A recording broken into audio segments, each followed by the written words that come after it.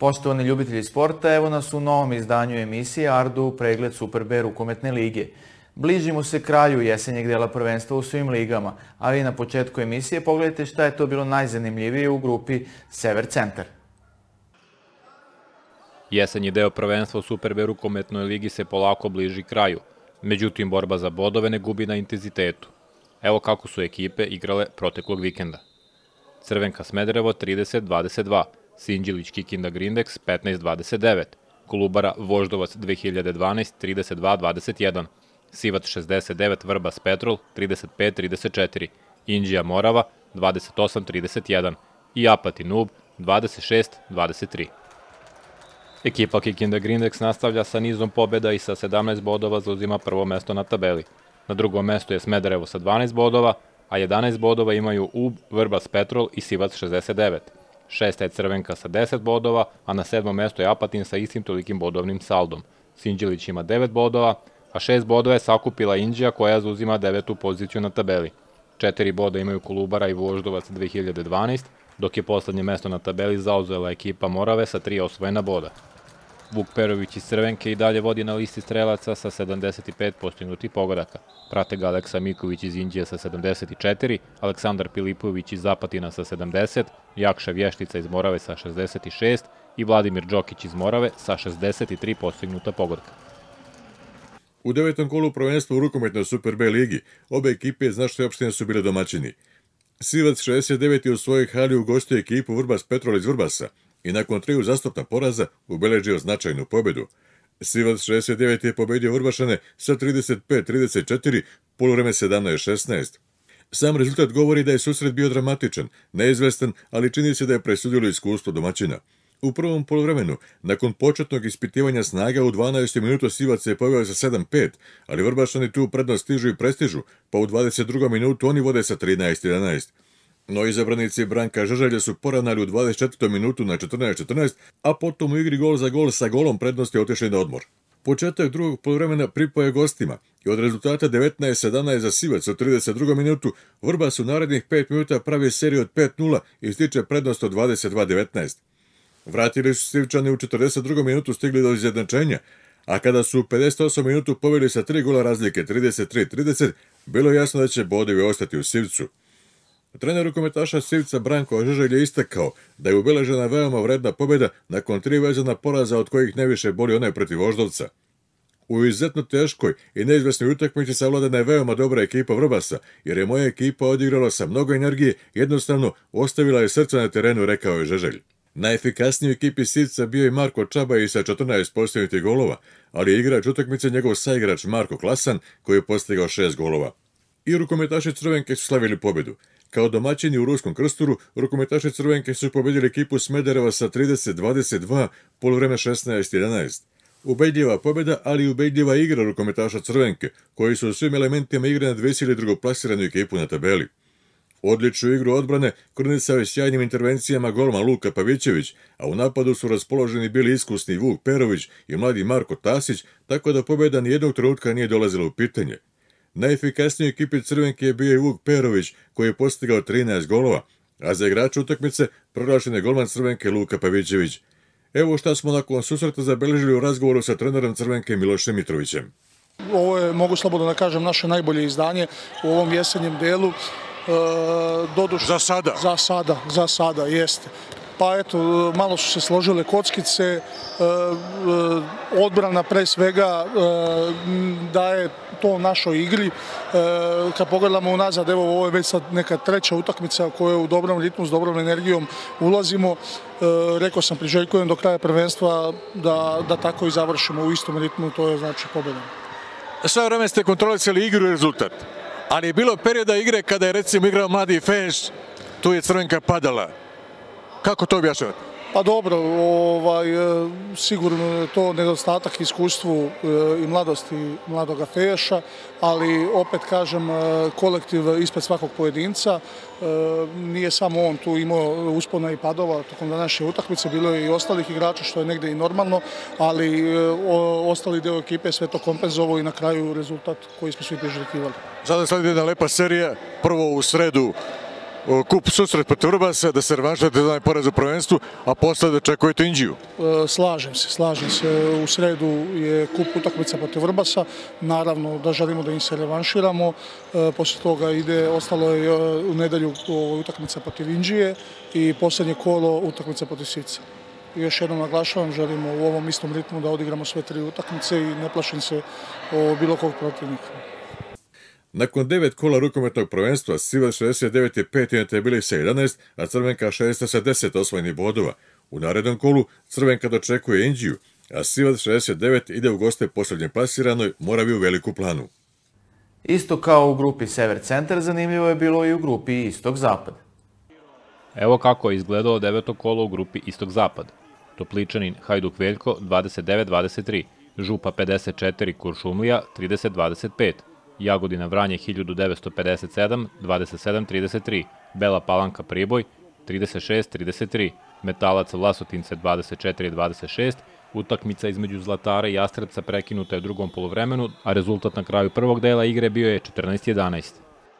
Topličanin i dalje zauzima prvu poziciju sa 20 osvojenih bodova, ali i utakmicom više. Na drugom mestu je Vranje 1957 sa 18 bodova, dok treće i četvrto mesto dele Vlasotince i Priboj sa 12 bodova. 5 je Hajduk Veljko sa 10, 8 ima Kuršumlija. Župa 54 zauzima 7. poziciju sa 6 bodova, a isto toliko ima i Bela Palanka na 8. poziciji. Po 5 bodova imaju Metalac i Jastrebac, Jagodina na 11. mesto ima 4 boda, dok 12. poziciju zauzima Zlatar sa 2 osvojena boda.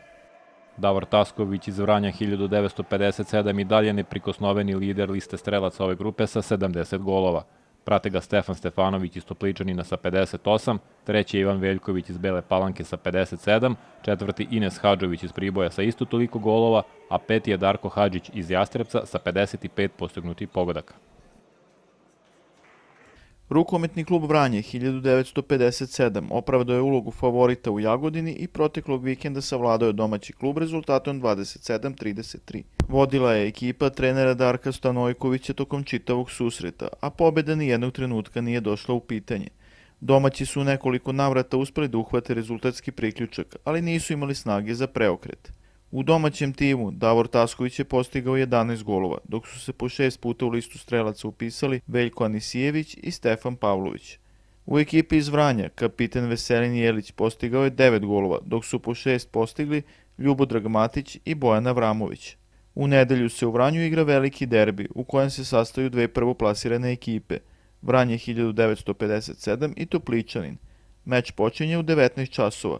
Dok sa druge strane narednog vikenda ekipa Jagodine gostuje u Priboju. Super B liga se bliži kraju i uglavnom su se izdefinisale ekipe koje će se boriti za plasman u elitni rukometni rang. Još 2 kola je ostalo do pauze, a u posljednjem odigranom nije bilo većih rezultatskih iznenađenja. Izdvaja se svakako pobjeda Topličanina u meču sa Hajduk Veljkom. Ekipa iz Prokuplja je došla do novih bodova, jako se očekivalo da ekipa Hajduk Veljko može da iznenadi ekipu trenera Miljana Manića. Ipak domaćini su od samog starta pokazali ko je favorit i nisu dozvolili veće iznenađenje. Imali su gosti prednost u samom početku, ali su stvari brzo došle na svoje mesto. U domaćoj ekipi istekao se Miloš Matović sa 6 golova, a po 4 su postigli Stefan Stefanović i Ljubomir Janićijević. U ekipi Hajduk Veljka najviše golova postigao je Zoran Đurković 5, a po 4 su postigli Danijel Kostić i Mirko Baćanović. Već predstojećeg vikenda igraju se novi mečevi. Hajduk Veljko gostuje ekipi Kuršumlije, a Topličanin će biti gost rukometašima Vranja. U Vranju će se igrati istinski derbi, obzirom da se te dve ekipe nalaze na samom vrhu tabele. Dame su također stigle do 9. kola, a pogledajte šta je to što je bilo najzanimljivije tokom prethodnog vikenda. Utakmice 9. kola odigrale su i dame uz sledeće rezultate. Pančevo Zaječar 1949, 35-19. Pirot Radnički 27-31, Petrovaradin Prijepolje 27-26 i Topličanin Halas Jožef 25-21. Utakmica između Srema i Kikinde odigraće se u sredu 1. decembra, dok je slobodna u ovom kolu bila ekipa Mladog Radnika. Kikinda zauzima prvo mesto sa 13 bodova, na drugom mestu je Pančevo sa 12, treće i četvrto mesto dele Radnički Mladi Radnik sa 11 bodova. Peti je Novajlija u ovoj ligi Halas Jožef sa 10 osvojenih bodova. Srem ima 9, koliko i Petrovaradin. Topličanin ima 7 bodova, Zaječar 1949 i Prijepolje imaju 2 boda, dok je na poslednjem mestu ekipa Pirota koja u dosadašnjem toku prvenstva nije osvojila ni jedan bod. Suzana Tošić iz Prijepolja i dalje je najbolji strelac ove grupe sa 86 pogodaka. Na drugom mestu je Anđelka Milanović iz Mladog Radnika sa 65, a prate i Glorija Zelić iz Radničkog sa 57 golova, Jana Milošević iz Zaječara 1949 sa 55 golova i Simona Tančić iz Pirota sa 52 postignuta gola. Rukometašice Pirota pružile su protiv Radničkog iz Beograda svoj maksimum u ovom trenutku, ali im to nije pomoglo da prekinu seriju poraza. Rezultat 31-27, poluvreme 16-14 za gošće. U prvom delu izjednačena borba. Slično je bilo i u nastavku sve do 45. minuta, kada je rezultat na semaforu bio 21-21. Baš kao i u nekoliko prethodnih mečeva, u finišu je našim rukometašicama ponestalo snage, a gošće predvođene Glorijom Zelić, Anom Radonjić i Anjom Penić znale su to da iskoriste. Zasluženo su stigle do pobede 31-27. Najefikasnija igračica na utakmici bila je Glorija Zelić sa 8 golova. Kod Pirota Ivana Ćirić je postigla 6. Epitet igračice utakmice zaslužila je Anja Penić iz Radničkog. Žela bih da čestitam svojim sve igračicama na pobjedi i takođe protivničkim igračicama na fer i korektnoj igri. Moglo je to i mnogo bolje, nismo baš ispoštovali sve što je rekao trener, ali na kraju smo uzeli ta 2 boda po koje smo došli. Sestre Simona i Selena Tančić postigle su po 5 golova za Pirot. U sve pehove koji ih prate ističu da je ovo realnost našeg kluba. Mi nemamo klupu, nemamo iskusne igračice koje bi nas zamenile. Meni je samo žao što nas malo ko pita kako smo mi. Zato što smo sve igračice koje nose igru imaju bar jednu povredu. Nas 6 igračica na terenu koje nosimo igru, igramo sa 10 ruku i 10 nogu. Nažalost, situacija je takva. Moram da priznam da možda nismo i dovoljno spremne da izdržimo ovaj ritam. Ajde da se ne pravdamo, da sve radimo i da često izostajemo s treninga. Vidi se to na terenu. Mi možemo da damo i 100% i više od onoga što možemo, ali u jednom trenutku pad koncentracije dođe zbog tog nedostatka fizičke spreme i na kraju gubimo utakmice koje smo možda i mogli da dobijemo. Posle ostavke trenera Nine Tošić u prošlom kolu, ekipu je na ovom susretu vodila predsednica kluba Marija Ilić. Borit ćemo se do kraja, vidjet ćemo kada prođe prvi deo prvenstva, ako smo u mogućnosti da dovedemo nekog igrača, da malo osvežimo ove devojke, jer ipak njima treba i malo adekvatna zamena za utakmicu, jer s obzirom da veći deo devojaka radi, znači ipak je ovo poluprofesionalizam gde treba dosta odricanja. U narednom kolu ženski rukometni klub Pirot gostuju Kikindi gde se sastaje sa istoimenom ekipom. Dobili smo ponovo zanimljivi materijal za kutak za sporni trenutak. Pogledajte šta smo to pripremili za vas. I ove nedelje nastavljamo sa prikazivanjem najzanimljivijih situacija sa utakmica 9. kola u obe konkurencije, i u muškoj i u ženskoj. U ovoj emisiji vidjet ćemo 22 situacije. Na samom početku biće prikazana situacija iz 8. kola, sa utakmice Mladi Radnik Topličanin, kada sudije nisu priznali čist gol domaće ekipe na samom kraju utakmice, čime je domaćin uskraćen za pobedu. Ono što se ponavlja iz kola u kolo jeste gruba i nesportska igra i nefer ponašanje. I ove nedelje imamo utakmicu gde su sudije direktno svojim pristupima uticale na konačan ishod. Radi se o utakmici Petrov-Radin Prijepolje, gde je na samom kraju utakmice gostujuća ekipa oštećena u 2 navrata. Inače, sa te utakmice smo pripremili ukupno 4 situacije. Prve 2 se odnose na neizrečene kazne, od kojih u prvoj nije čak ni prekršaj dosuđen, dok su druge 2 dešavanja i same završnice, kada sudije pri vodstvu domaćina od 1 gola razlike prvo nisu zapazili aktivno ometanje izvođenja slobodnog bacanja od strane domaće igračice, da bi potom propustili da uoče prolazak kroz golmanov prostor, takođe domaće igračice, kada je krilo gostiju krenulo ka golu, da bi uputilo šut u otvorenoj poziciji, gde je trebalo da bude dosuđen sedmerac. Naredne 3 situacije su sa utakmice Metalac Vlasotince. Prva je gde je napadaču na krilu trebalo pokazati crveni karton, zbog revanša posle faula nad njim, za koji je odbrambeni igrač ispravno dobio kaznu isključenja.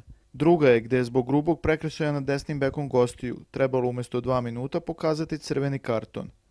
I treća situacija, gde su sudije pogrešno procenile da je odbrambeni igrač igrao sa loptom u 6 metara jer je skočio iz polja za igru, izbacio loptu u aut, pa tek onda doskočio u golmanov prostor. Tako da sedmerac ni u kom slučaju nije mogao biti dosuđen. Ipak, da je sedmerac i bio ispravan, morala bi da bude izrečena i kazna. 9. situacija je sa utakmice Topličanin Halas Jožev, gde zbog grubog prekršaja nije pokazan crveni karton, već je napadač udaljen na klupu 3 napada. O ovakvim situacijama smo pričali i u nekoliko prethodnih emisija. 10. i 11. situacija su sa utakmice Apatin Ub. Prvo, kada nije izrečena kazna zbog prekršaja napadača nad odbrambenim igračem, izuzetno upadljivo obaranje, a potom kad nije dosuđen ni sedmerac. Sa ove utakmice je jako loš snimak, tako da neke situacije koje se odnose na kazne klupama nismo mogli da pripremimo. Naredne 2 situacije su sa utakmice Crvenka Smederevu. Prva, ispravno pokazan crveni karton jer je protivnički igrač oboren sa poda povlačenjem za nogu, a druga situacija je kada sudije nisu dosudile ni prekršaj, a ni izrekle kaznu, a odbrana potom sa poklonjenom loptom u kontri postiže gol. 14. situacija je sa utakmice Župa Kuršumlija, gde su sudije ispravno pokazale crveni karton zbog udaranja napadača. Naredne 3 situacije su sa utakmice Topličanin Hajduk Veljko, gde imamo pokazan model izricanja kazni zbog obaranja, kao primer ispravnih odluka u prve 2 situacije. U 3. situaciji vidjet ćemo pored kazne predstavniku gostujuće ekipe koji ponovo pravi prekršaje, vodeći ekipu iako nema trenersku licencu, i situaciju iz igre gde su sudije ispravno izrekle kaznu isključenja, iako smatramo da su mirne duše mogle da pokažu i crveni karton za ovakav prekršaj. Imamo još 3 situacije sa utakmice Topličanin Priboj, koja je unapred odigrana. U prvom slučaju je kazna neadekvatna, jer se radi o grubom faulu. U drugom, kazna je izostala, dok su se u 3. situaciji sudije odlučile da daju obostrani crveni karton igračima jedne i druge ekipe. Naredna situacija je sa utakmice Pančevo-Zaječar, kada je izostala kazna. Poslednja situacija za današnju emisiju je sa utakmice Sivac-Vrbas, kada je predstavnik domaće ekipe opravdano protestovao, jer jednom igraču protivničke ekipe nije izrečena zaslužena kazna, ali su se sudije odlučile da žuti karton pokažu klupi.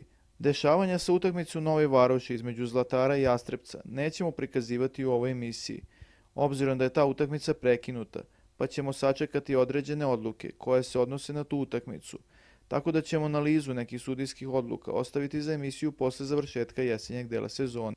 Ali ono što možemo da najavimo u vezi te utakmice je jako zanimljivo viđenje uzroka koji je rezultirao prekidom meča. Ono što sada sledi jesu najave utakmica koje nas očekuju tokom predstojećeg vikenda. Narednog vikenda igra se 10. kolo u Super B rukometnoj ligi, a evo parova grupe Sever Centar. Smederevo Ub, Kikinda Grindex Apatin, Voždovac 2012 Inđelić, Vrbas Petrol Kolubara, Morava Sivac 69 i Crvenka Inđija. U grupi Istok-Zapad sastaće se Kuršumlija Hajduk Veljko, u derbiju kola Vranje 1957 i Topličanin, Priboj Jagodina, Vlasotince Bela Palanka, Jastrebac Metalac i Župa 54 Zlatar. 10. kolo odigraće i dame, a evo i utakmica. Mladi radnik Halas Jožev, Zaječar 1949 Topličanin, Radnički Pančevo, Kikinda Pirot, Prijepolje Srem, dok je slobodna ekipa Petrovaradina. Bilo je ovo sve što smo vam pripremili za ovo nedeljno izdanje emisije Ardu pregled Super B rukometne lige. Budite uz nas i narednog četvrtka. Doviđenja i prijatno.